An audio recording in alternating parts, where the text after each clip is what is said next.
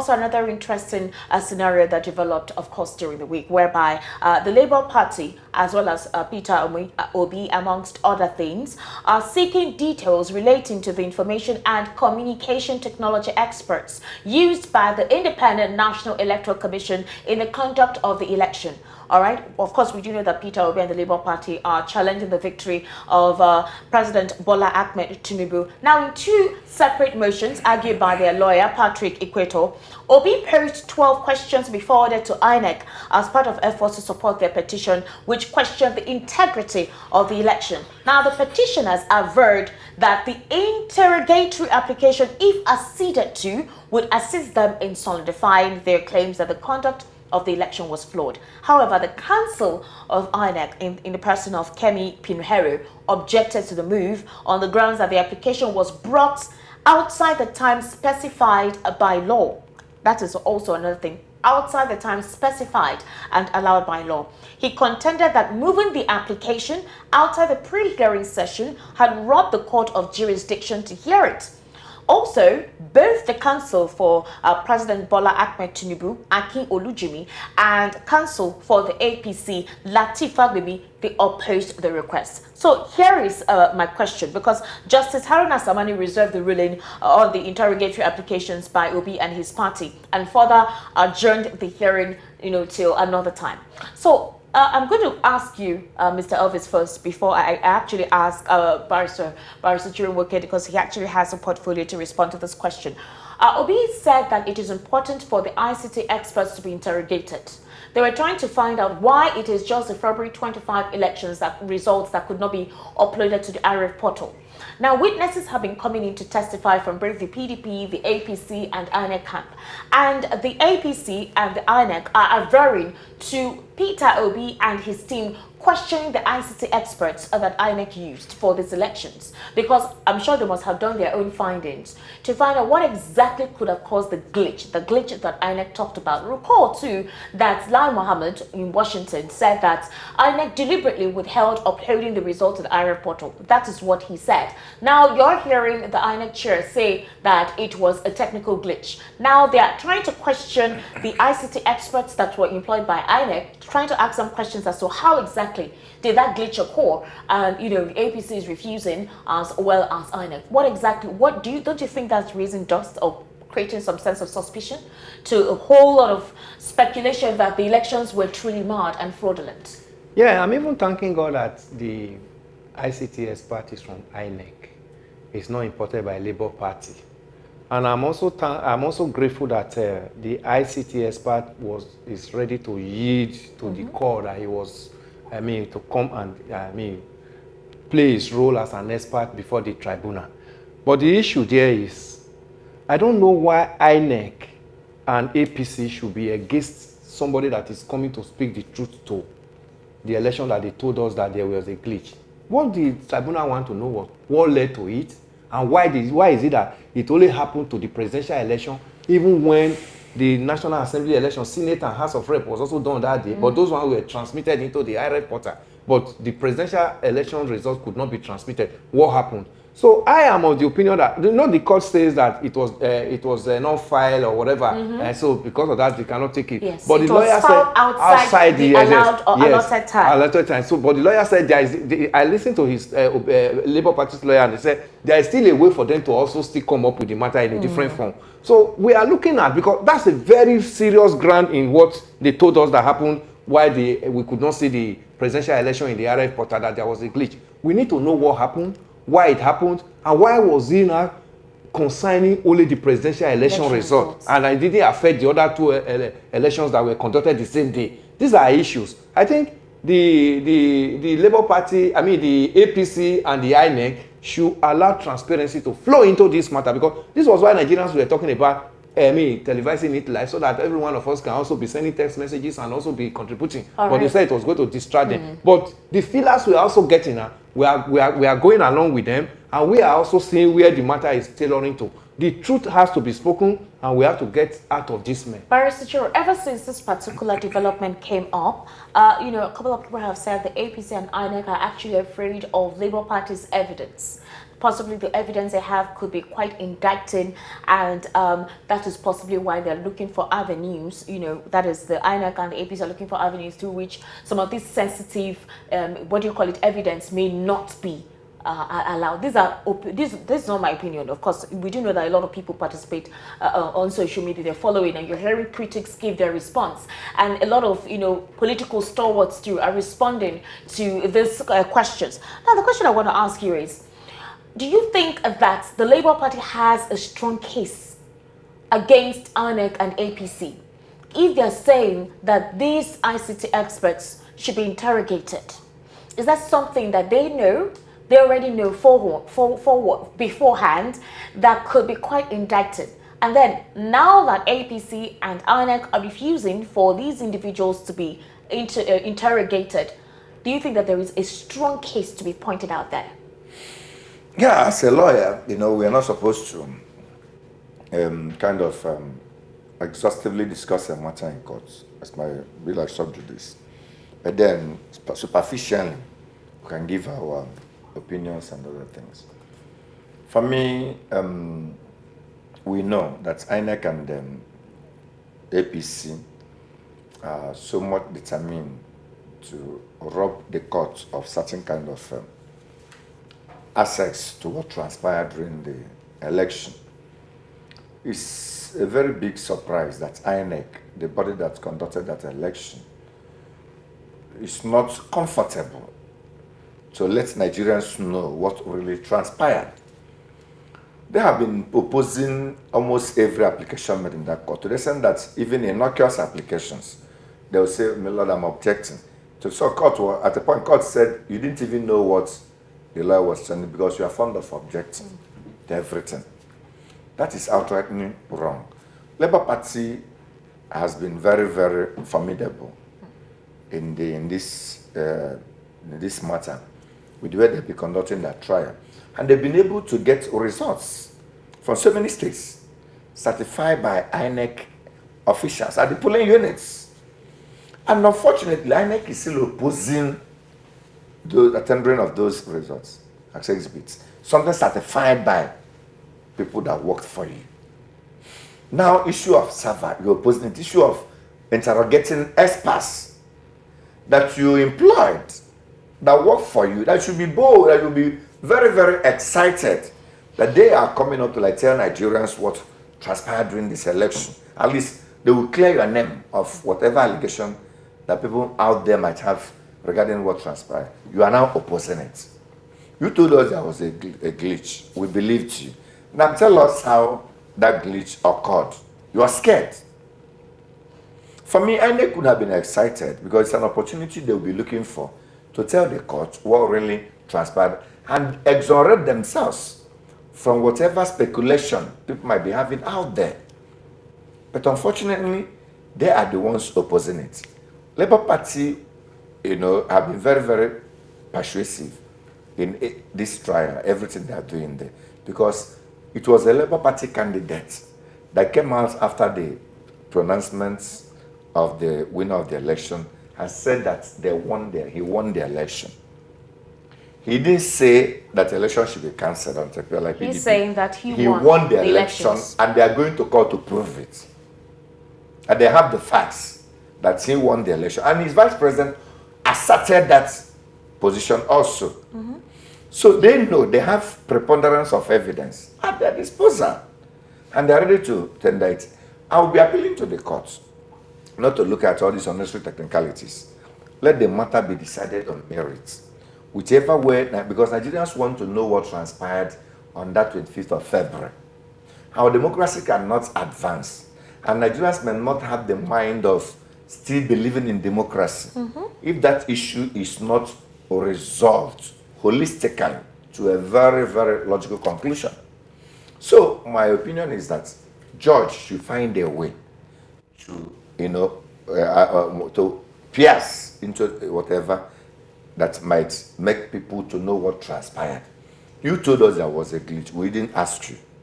Why didn't you transmit results of presidential election Real that time. was conducted the same day the National House of Reps and Senatorial election were conducted, and they were all transmitted?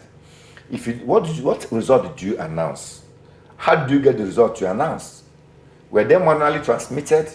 If they were not manually transmitted, there was a glitch. How come you got results you announced? What percentage arrived Yes. at the time you declared At the somebody time- president? What percentage has And arrived? I arrived at that point in time. At that IRF portal? And even to like a dynamic portal, IRF portal, you refuse to upload days after. And they called you, look, upload this result from state. It took INEC almost 1 month. That's we are still uploading. Even the till result. now, the results They are all results are not uploaded. Mr. Elvis. And yes, you have declared somebody a winner. Mr. Elvis, here is a scenario. We do know how the Electoral Act was supported by a lot of Nigerians based on the updates. In fact, when INEC actually put out what they were updating, Nigerians were happy. They actually embraced it because this was something they wanted. They wanted a situation where fraudulent activities, preposterous numbers, are being called out where there is no evidence tied up to it. And so, there was a backing for the Electoral Act. On November 2022, the INEC chair actually came out to verify because there were speculations via the media. And he said again that we are telling you that results will be uploaded real time from the first day. From that particular day, results will be uploaded real time. Now, when Nigerians were expecting to see the results of the presidential election, as time was winding down, when the time to vote had elapsed, nobody was saying anything. And everyone was watching television, listening to the radio, wanting to know what happened. INEC came and gave a press statement that there was a glitch. This glitch was not explained. They were asked questions. Was there a cyber attack? Could this be that people are trying to hack, to your website or to your internet? INEC said no. They did not, actually give details as to what the glitch was. Up to now, we've not actually heard what that means. Now, they brought in these ICT experts, of course, the guys who were in charge of doing the whole back-end work and all of that. They wanted to question them so that they could possibly explain what caused this glitch. Because you have a Minister of Information who said that it was a deliberate act. Meanwhile, INEC said it was a glitch. And INEC did not come out later to, oppose the statement that was made by the minister in Washington. So they want to question the ICT expert and say, can you literally tell us? We may not know based on cross-examination. And now you're averring. Don't you think that they have already cooked the pot where there are conspiracy theories as to the arrival of the results at the presidential election, the speculation that there was a lot of deliberate manhandling of the results at the time? Don't you think this has actually given that leeway for people who believe this conspiracy theory or who are actually certain that this is what transpired? Well, that conspiracy theory is still on the table now for them to diffuse that. They should not play into the hands of what people already have in their mind that, it was deliberate. That's why the tribunal is sitting. That's why they are calling evidences to come and prove that, what you have in your mind is different from what happened that day. Yes. There's still an opportunity for them to clear their name and clear their name and come out as an institution that was appointed to act as an unbiased institution in the conduct of the election. When the Electoral Act of was signed into law by the president in February 2022, Nigerians were happy because we were looking at a situation where there's going to be a paradigm shift from what happened in 2019. The president told us in 2019 that it was too close to the election. That's why he was not going to sign it. So we were still in the dark. We saw how that election went. But in 2022, when we saw that it was signed, Nigerians were agitated. Nigerians were happy. Everybody was going to pick PVC and get registered and all because we were going to see a different shift. Unfortunately, when we got into that, when they had a mock election, yes, a mock exercise, which they told us the working of beavers. Everybody was ready. In fact, you were a witness. I was an observer, both the mock and the general election. I was an observer. So we even in some of our shows, we were educating people on the workings of beavers and the reliability of beavers, exactly. That Nigerians was going to have a different kind of election, 2023 general election. Yes, the election actually came. It functioned so well. The beavers did not disappoint. Nigerians came out as early as 6:30 that day. I was in Festac. I started my observation from Festac. I'm word of me. People were already everywhere, lined up, started arranging seats, started arranging themselves, giving numbers But to they assist. self-organized. Yes, self-organized to assist INEC, because we so believed in the technology they sold to us that this election was going to be technologically driven. Everything went well until it got to the time of uploading results. And remember, they kept on telling us that in no time, that was what the language INEC official. I went twice to INEC office in Lagos for our training as observers. We were told the same thing, that Nigerians were going to have opportunity to view this result in no time as it's coming in, trickling in from different polling units. When we finished, at 7 p.m., I was still I was somewhere in Oshodi, because I had Oshodi, Amowo, Dofin, and all that. There was nothing like transmitting results. When we now began to ask the INEC officials, the ad hoc, they said, what's going on? Some of them will say they did not give us PIN number. Some of them we are working on it. Some of them say no network. You know, Nigerians began to be agitated. No network. When the INEC actually told us said that they were going having to as little as 2G, so there'll be no excuse. So that every part of Nigeria, there is no part of Nigeria that is not covered by 2G. They said the equipment will work with as little as 2G. So the flimsy excuses that started coming in began to raise Nigerians' agitation. What is going on? On the 26th, we were in the studio. We were in your program in the studio when we were monitoring the election. We were here for almost 4 hours in that program that day. We were still shouting, what is happening to IRF portal for presidential election? Nothing has been posted in. As at 9 p.m., 9 a.m., 10 a.m., 11 a.m., 12, we were still in that program. Nothing has come into IRF portal until we now began to hear there was technical glitch. Yeah, in fact, there was a press conference that was organized for that. This technical glitch, who is the best person to tell Nigerians what happened? Is it not the ICT expert? Why is the ICT expert now being denied of the opportunity to reveal to Nigerians what actually transpired that day, especially when it's an institution, an expert in this field? Is it as a result of failure? Was it that Nigeria did not invest enough money on it? We were told that about 300 billion was released by the federal government for the conduct of this election. I think apart from calling some names now to appear before EFCC or DSS, there are more names. I believe this administration, if they want to be sincere, to be called, because you don't send out money and you didn't get the result. And the election was made to satisfy us. Nigerians are saying we are not satisfied. So there should be someone, much more someone. Why is it that the election that so much amount of money was released, Nigerians are not satisfied? Somebody must be someone. And ICT experts that should give us the real issues that transpired that day, the court should find a way to accommodate them, because we want to hear. Barrister, this question is for you. The bone of contention here, honestly, it's not necessarily the fact that President Bola Ahmed Tinubu was, declared the winner by INEC. The bone of contention is the manner with which the whole thing came about, starting from the results not being uploaded real time to the IRF portal. Nigerians would have accepted what result came in if everything had gone as INEC said it would. Yes. There would have been no question. There would have been nobody saying no, we do not believe in this. But starting from when that thing happened and no explanation was given, that is where the question came about. Secondly, you announced results when all the collation was not yet completed. Yes. One could not access all the results from all the several polling units at the time. We had some polling units that did not get INEC materials on time. The time for collation, voting was extended till about 6 p.m., 7 p.m. Some areas they were collating results at about 8, 9 p.m. Some people brought their personal generator to assist, so that it tells you the kind of participation, 1 a.m., 2 a.m. the participation that was involved in this presidential election. There was a huge participation. So it kind of it almost feels like you made the people look irrelevant, or more like the energy, the focus, the determination did not count with the would I say maneuvering of how things went. It wasn't as you predicted it would.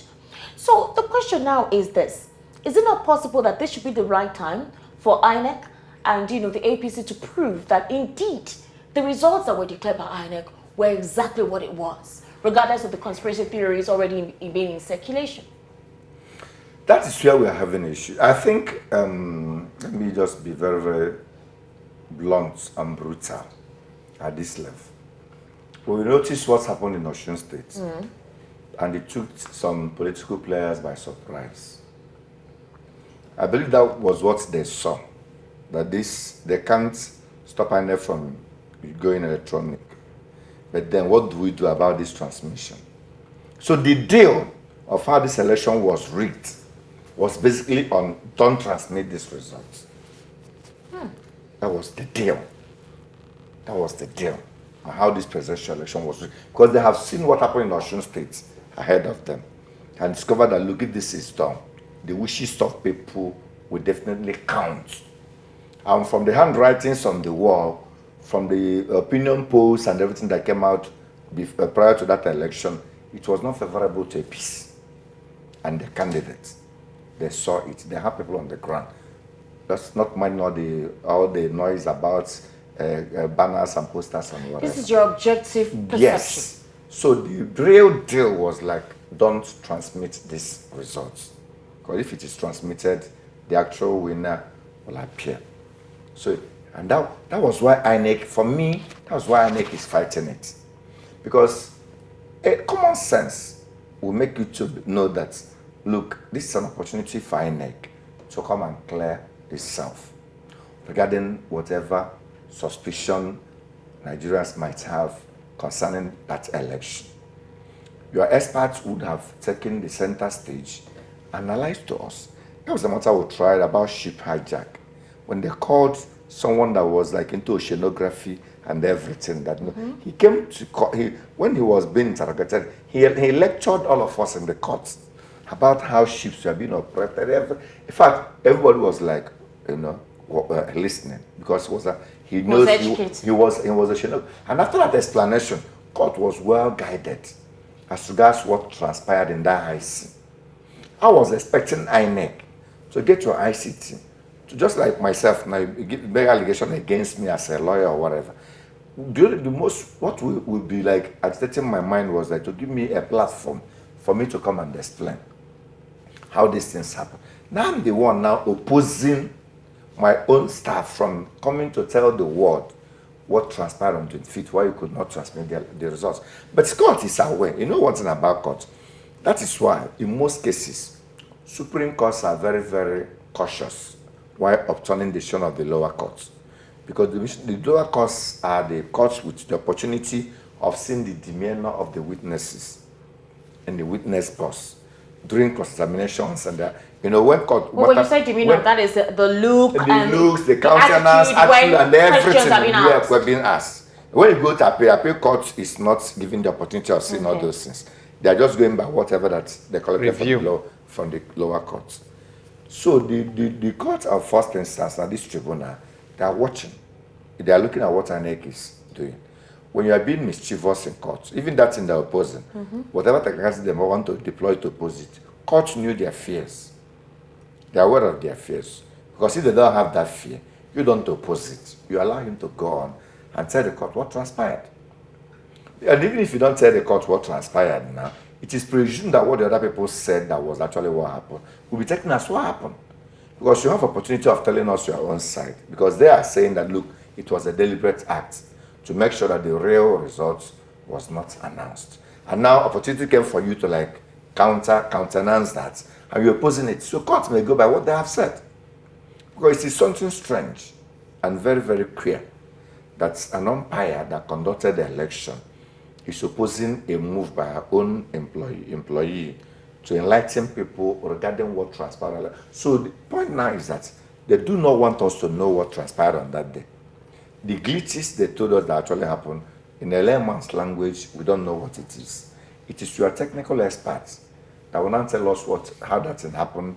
Amazon failed, their network had issues, we couldn't transmit. There was a thunderstorm in Nigeria. Our weather changed color from white, blue to yellow, or whatever that happened that affected your machine and made it impossible to be transmitted.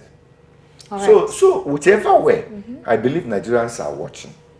And they are not dealing with stupid people. People are wise.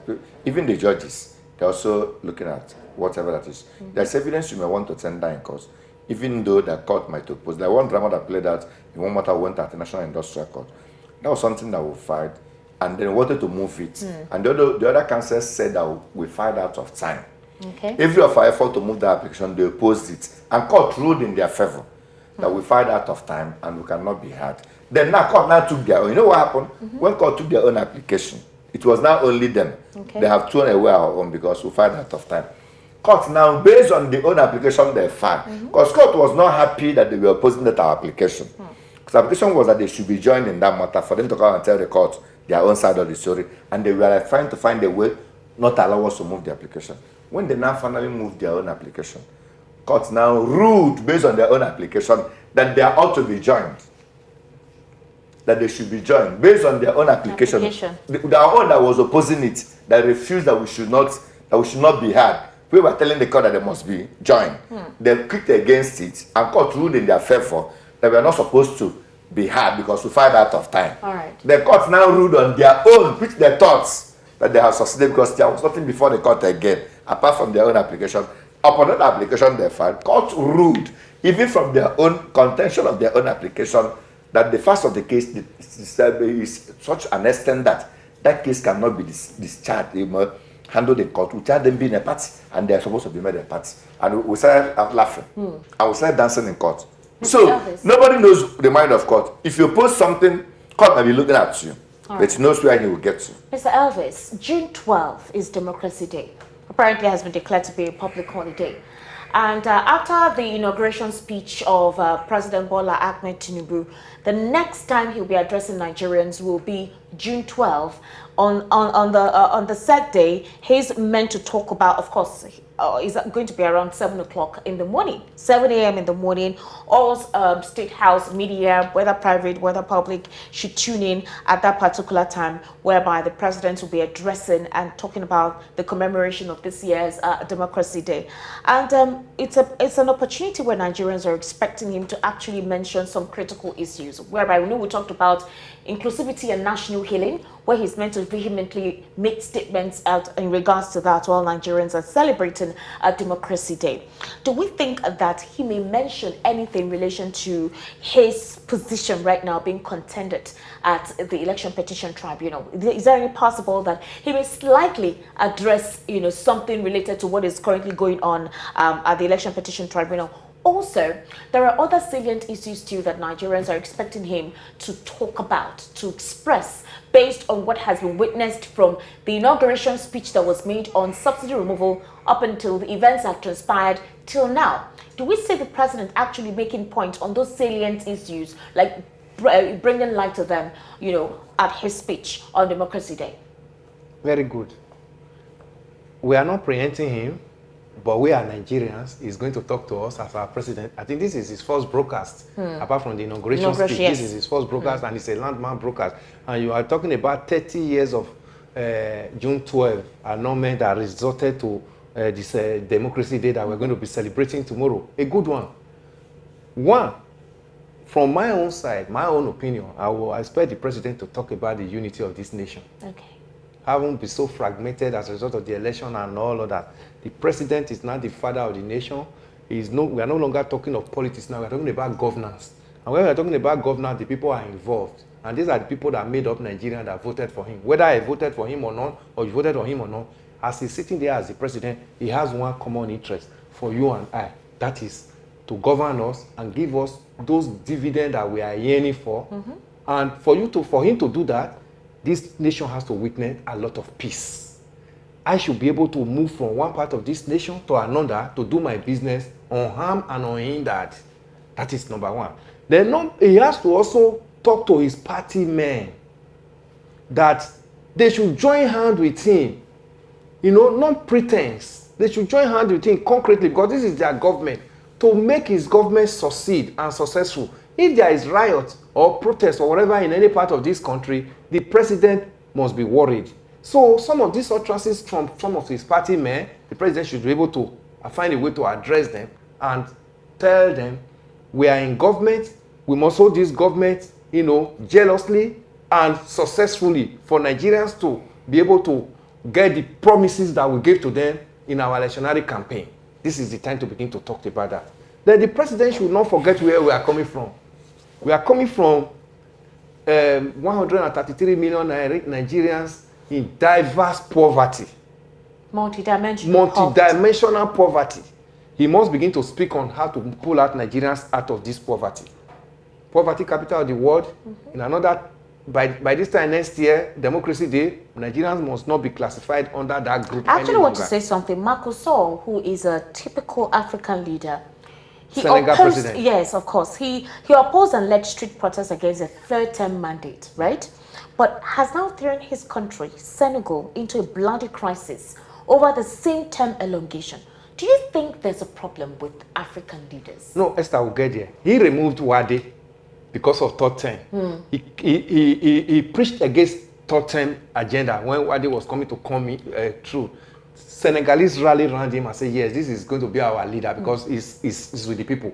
But now, over 14 or 15 persons have been killed now, died as a result of protests from Senegal because he wanted to impose third-term agenda. So why I mentioned that is this: during the president's campaign, he said, "Let the poor breathe." Yes. He literally made that statement. Yes. Let the poor breathe, because we had adulterated petrol, we had fuel scarcity, we had naira diesel. It was like there were brickbats hitting Nigerians from left, right, and center. Yes. And then he said, "Let the poor breathe." And then you took over the mantle of leadership, but that was not exactly what you did. In as much as your policy seems to be very good, but that kickoff did not really give the poor the opportunity to breathe. Yes, Esther, remember when the governors met with him that day? He said the governors should go to their respective states and think about the poverty of Nigerians, that he wants Nigerians to be liberated out of poverty. He has not left it. He has still reminded the governors. Okay. But what is going to happen is, now that subsidy has been removed, we have seen increment in fuel prices over successive government before now. But when they increased, they set up palliative and set up an agency, an organ to manage it. Now, we are also expecting that the president should set up an organ or a kind of an administration to manage this subsidy removal. Because now we are buying fuel at 500 naira now. That differences that they told us that they are going to use to, improve economy, improve infrastructure, and give us a good life, has to be within an agency that is managing it. The president has to come up with such. Okay. When Abacha when he increased fuel prices, then he set up Petroleum Trust Fund. Yes. Petroleum Trust Fund was even headed by Buhari, the president that just left, was the chairman of Petroleum Trust Fund in this nation. Petroleum Trust Fund has so much money to be spending in tying roads, building hostels for higher institutions, buying buses, probably even those hospitals. Are the hospitals and all of that, equipping hospitals. Where was a body that was to manage that differences in the increment of fuel prices. Now, when Jonathan was removing it in 2012 before the protest, remove all the toll gates. Obasanjo removed increased fuel and removed toll gate and said Nigerians should not be paying double taxation because there was increment in fuel. Nigerians got a little bit of relief from the removal of toll gate. When Jonathan was also removing it, Jonathan has already put up Shopee, subsidy reinvestment program, where Dr. Christopher Kolade was going to head it. But the president has made this announcement now. He has not told us that there is an agency that is going to manage these differences. I think in this June 12 presidential broadcast, Nigeria should be, even though the government has not been formed, we should be seeing inroad into what we are going to be expecting from this new administration. Based on what is going to be said. I am not preempting him, but as a Nigerian, I believe these are necessary for Nigerians to know, because Nigerians cannot suffer this 500 naira fuel matter by buying of a liter of fuel. Now, by this time next year, we are still classified in that poverty capital, and we are still classified 133 in multi-dimensional poverty index. We should begin to come out from some of these negative index we acquired in the 8 years of Buhari's administration. This government must be able to shift us out of it and move us in the life. We need to wrap up now. Barrister Jerry, just 2 minutes. I need you to talk about what tomorrow is going to be like. What I mean tomorrow is Democracy Day itself. What Democracy Day is going to be like. We do already know that there are expectations of what can be addressed. Some Nigerians believe that the president promised that he's going to keep the ground running and that he has begun. with the suspension, of course, of Emefiele. And we also have the fuel subsidy removal complete, where other countries that were subsidizing petrol for are already groaning. The president actually said, how would we be subsidizing petrol for other countries when our own people here have not gotten the benefit they're supposed to benefit? So well, Nigerians are already soaking. The president has promised. We've seen the deregulation of the electricity industry, whereby if you have money right now, you can actually buy a stick and sell to your estate and make your money. So that's basically what. So the president, you know, based on some of the statements we made, actions we're saying, some can say that he has hit the ground running. But do you think there are other aspects that are very key for the president to actually do something as soon as possible? In 2 minutes, please. Hitting the ground running can be in so many ways. You know, just like when somebody was shouting change or some way. I told people, when people are shouting change, stop rejoicing. Stop jumping at it. Know which kind of change. Is it positive change or negative change? Hitting the ground running is also not categorically defined how the ground will start running. Because when Yaradua came in, he hit the ground running by moving petrol pump price from 87 to 67 naira then. And then promised to review electoral act, this process that brought him in as flawed, how to amend that. There was a question that this government did not answer till now. The past government paid subsidy till the end of June. Till the end of June. This government would have at least hitting that ground running, find a way to even temporary relief for okay, that subsidy would have lasted till the end of this June before you remove it. Or you find a way to even make people feel like you give a sign of relief before you now start, implementing policies that might create maybe artificial difficulty or hardship to them. So as far as I'm concerned, the way the ground was started hitting the ground running was basically on a very, very wrong footing. Very, very on a wrong footing. Tomorrow we're expecting to make a broadcast, and the broadcast should be geared towards making people see hope, see future, and see a new Nigeria. That is, but because now democracy there is something I've been part of. It's an exciting moment in Nigeria, But now I don't see people getting excited about what will happen tomorrow. But it behoves on the president to rekindle that hope and enthusiasm for people of Nigeria, for Nigeria. Thank you very much, gentlemen. Mr. Elvis Ali Mehele, thank you for being part of the political spotlight, as well as Barrister John Wokedi. You were able to enlighten us and delve into the issues. Interestingly, isn't it? Remember that you should subscribe to VOP TV, that is at Voice of the People TV, at VOP TV Live, as well as VOP 90.3 FM. We need you to log in tomorrow. We're going to be streaming live the broadcast of President Bola Ahmed Tinubu. Join us on VOP this morning. It's going to be quite an incisive and interesting conversation we're going to be having based on the speech of President Bola Ahmed Tinubu. And we're going to be dissecting the statements that we made from there on, which of course will be catapult his administration, towards the next quarter of the year. My name is Esther Umwachiku. Make sure that you always remain and be part of the conversation. Goodbye for now.